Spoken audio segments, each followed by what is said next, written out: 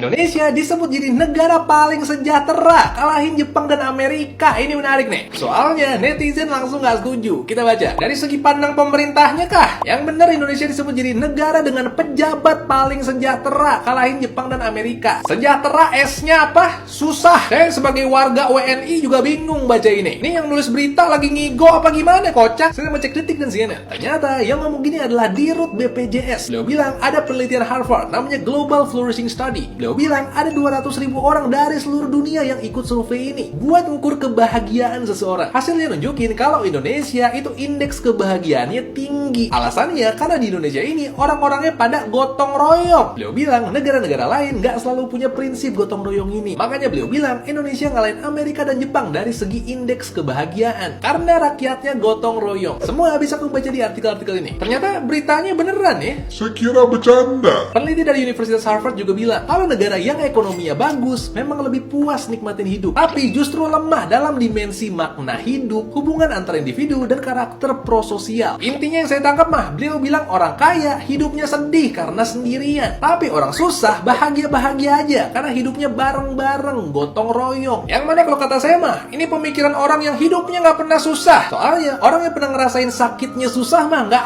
akan ngomong begini.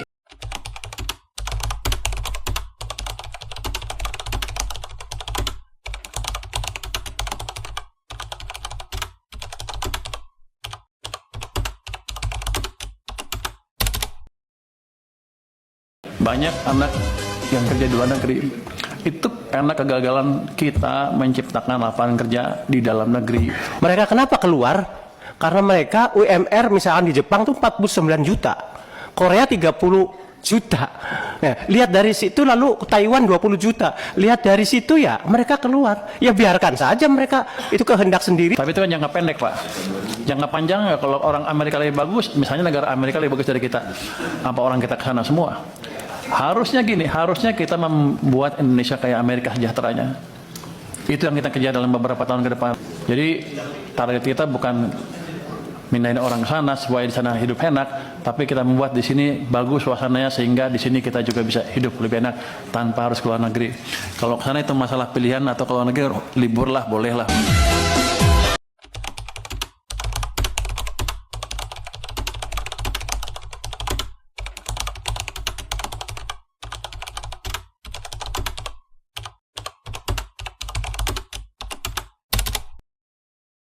Assalamualaikum Ibu, perkenalkan saya Koneta Masia. Sebelumnya terima kasih atas waktunya telah bersedia untuk saya wawancarai.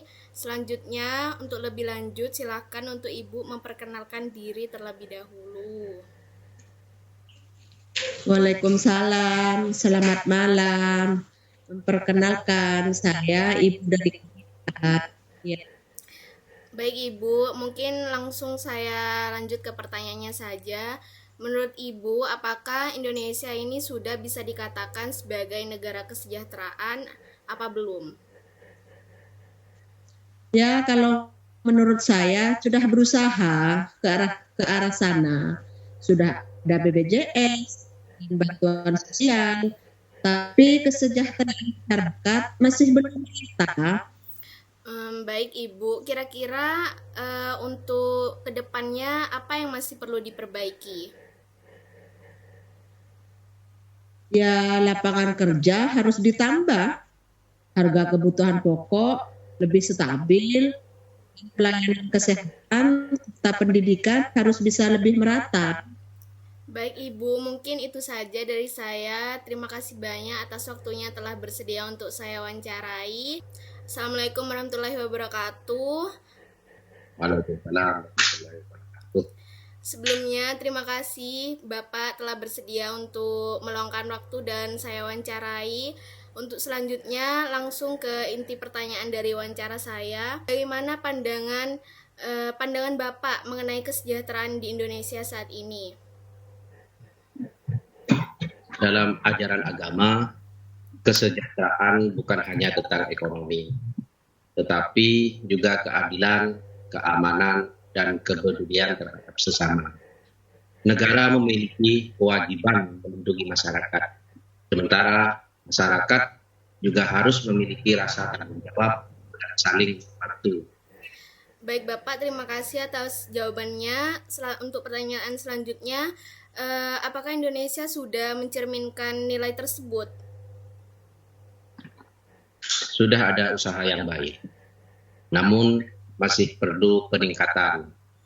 Keadilan sosial harus benar-benar dirasakan semua lapisan, tanpa membedakan status ekonomi maupun daerah tempat tinggal masyarakat tersebut. Baik Bapak, itu saja mungkin wawancara dari saya. Terima kasih banyak atas waktunya. Wassalamualaikum warahmatullahi wabarakatuh. Assalamualaikum warahmatullahi wabarakatuh. Halo Kak Nat, apa kabar? Halo, alhamdulillah baik-baik aja dan sehat. Sebelumnya terima kasih ya udah bersedia untuk aku wawancarai. Untuk lebih lanjut silahkan perkenalan terlebih dahulu. Iya, terima kasih waktunya. Perkenalkan, nama saya Nadia. Saya dari Fakultas Psikologi angkatan 2023. Kebetulan saya juga pernah mengikuti kepanitiaan yaitu panitia Pesmaba dalam divisi perlengkapan. Dan saya juga pernah mengikuti organisasi Badan Eksekutif Mahasiswa di Fakultas Psikologi dalam bidang keagamaan sebagai staf muda. Oke. Begitu saja mungkin, Kak. Oke, terima kasih. Saya langsung lanjut ke inti dari wawancaranya ya. Pertanyaannya, menurut kamu nih sebagai mahasiswa, bagaimana pendapat kamu mengenai Indonesia sebagai negara kesejahteraan ini? Menurut saya Indonesia itu secara konstitusi memang menganut konsep kesejahteraan, Kak. Hal itu terlihat dalam pembukaan UUD 1945 dan pasal 34 UUD 1945 yang mengamanatkan negara untuk memelihara fakir miskin dan anak terlantar. Mungkin begitu aja. Kira-kira pelaksanaannya sudah maksimal apa belum? Menurut pendapat kamu? Kalau ditanyain terkait maksimalnya, kayaknya belum sepenuhnya maksimal ya, Kak. Karena di Indonesia saat ini masih ada ketimpangan ekonomi, pengangguran, kemiskinan, serta akses pendidikan dan kesehatan yang belum merata. Jadi artinya konsepnya itu sudah tepat, namun implementasinya aja yang masih perlu diperbaiki. Oke, terima kasih atas waktunya Kak Nadia sudah bersedia untuk saya wawancarai. Terima kasih Neng Naila atas waktunya udah bersedia untuk aku wawancarai. Kita sebagai anak kos, ini aku mau wawancara kamu ya. Menurut kamu sebagai mahasiswa yang tinggal di kos dan sebagai anak rantau, bagaimana pendapatmu tentang kesejahteraan di Indonesia saat ini? Kalau menurut aku sih ya, kesejahteraan di Indonesia itu masih belum rata atau masih banyak warga yang masih belum sejahtera karena kayak harga pokok yang kurang stabil, yang sering naik turun, terus juga rupiah yang semakin melemah, belum lagi biaya hidupnya itu juga tinggi. Jadi kayak kesejahteraan yang kita dapat itu masih belum bisa, fasilitas juga masih kurang memadai. Kalau melihat kondisi itu, menurut kamu apa yang paling dibutuhin masyarakat untuk saat ini? Kalau kataku sih kayak lapangan kerja ya, karena dilihat juga masih banyak fresh graduate yang masih menganggur, terus juga fasilitas umum kita itu masih banyak yang belum memadai dan benar-benar bisa menopang kehidupan dan kebutuhan sehari-hari kita. Terus saya juga berharap semoga harga dan itu kayak kebutuhan kita itu harganya stabil karena kan pemasukan kita seberapa tapi pengeluarannya juga lebih banyak daripada pemasukannya.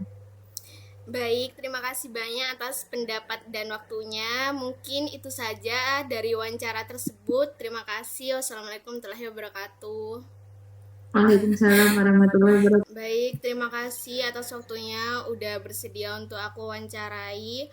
Mungkin sebelumnya silahkan untuk memperkenalkan diri terlebih dahulu. Ya, perkenalkan nama saya Ainul Yakin.